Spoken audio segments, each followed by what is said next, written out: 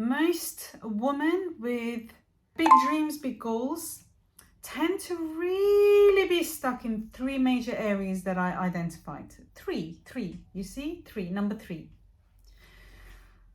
And I wanted to kind of go into them a little bit to give a good understanding of what might be going on. If you are a woman, you could be a man, it doesn't really matter. Most people with ambitions, most people with goals seem to be stuck in three major areas. In my masterclass, The Commitment Code, link is in the bio, I'm going to go into a little bit more detail in all of those areas. But what tends to happen is this, that a lot of us seem to have some ideas about world and the beliefs and all that, the jazz, and I've done so many videos. If you're interested, just have a look at those videos.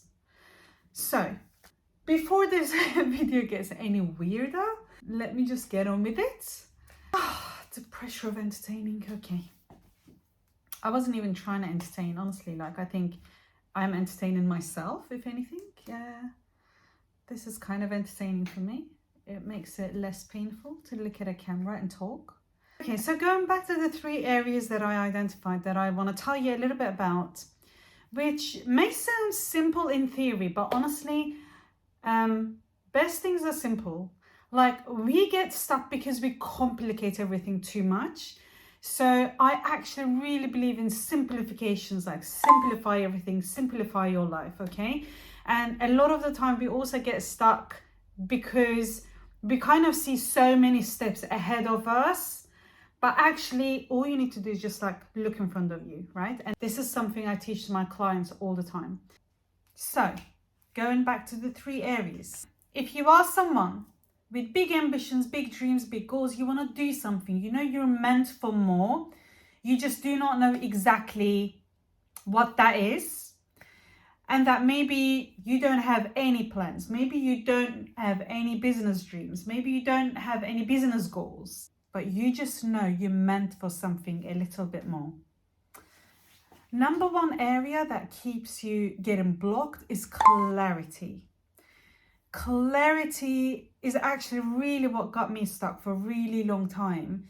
Like, once I gathered a little bit of confidence and then I started questioning some of my beliefs about confidence, I realized I was overthinking, like, oh, but what do I offer? But, you know, there is already so many offers out there, but is it really good enough? Like, I would just overthink what I should be doing, what I should be offering. I was clueless, and actually months went by like this, like not really knowing what I should be doing. So in the Commitment Code, one of the first things that we do is actually to help you to clarify your offer. The clarity is so important because once you know exactly what you are doing, it actually brings more confidence as well. Number two is confidence. And I talk about this extensively, partially probably because it is something that I struggled with so much for years. And then I understood something. I understood confidence is not necessarily something that some people have and some people don't.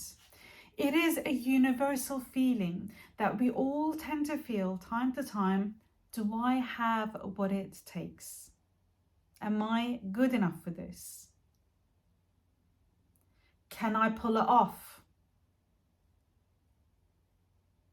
Am I worthy?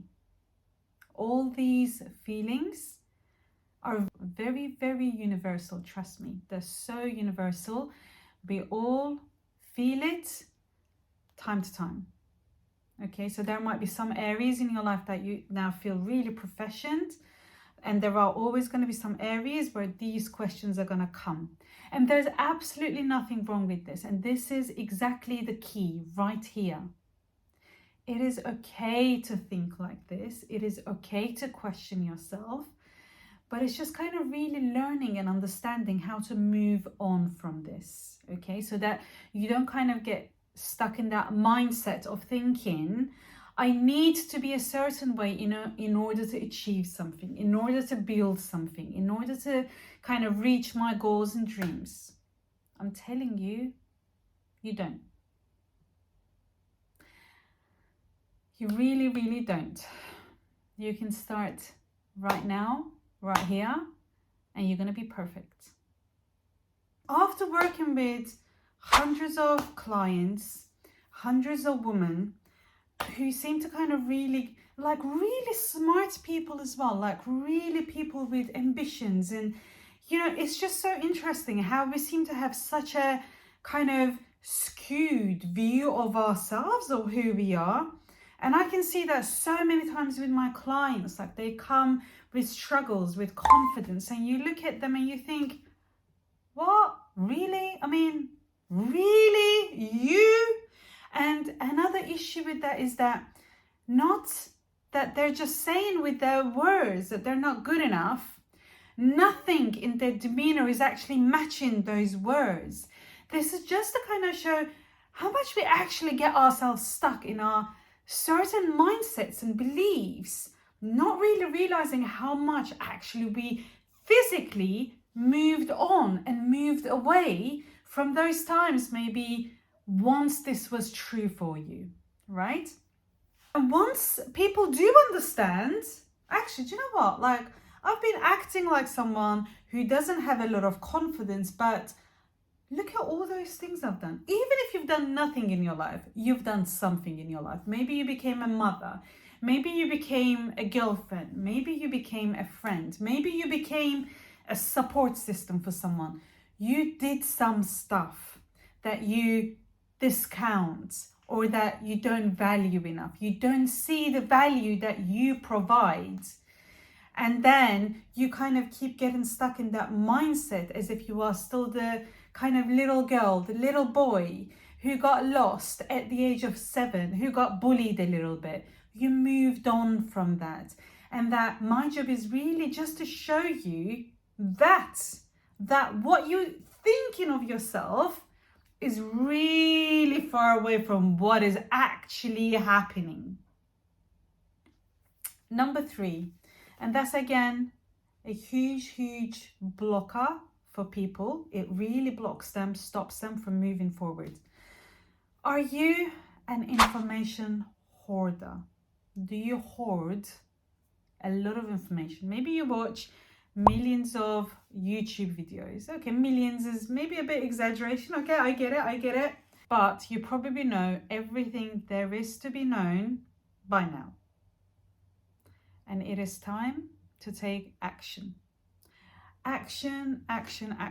Honestly, like, if you don't do anything else, action is what's going to get you there. And that is actually 1% of population that does that. Like all of us, I think research shows something like 97% of the people are information hoarders. They just hoard information. But there's only like 2-3% of people take action. And these are the people that actually get somewhere, right? If you want to know more, if you're intrigued, interested, come to my masterclass.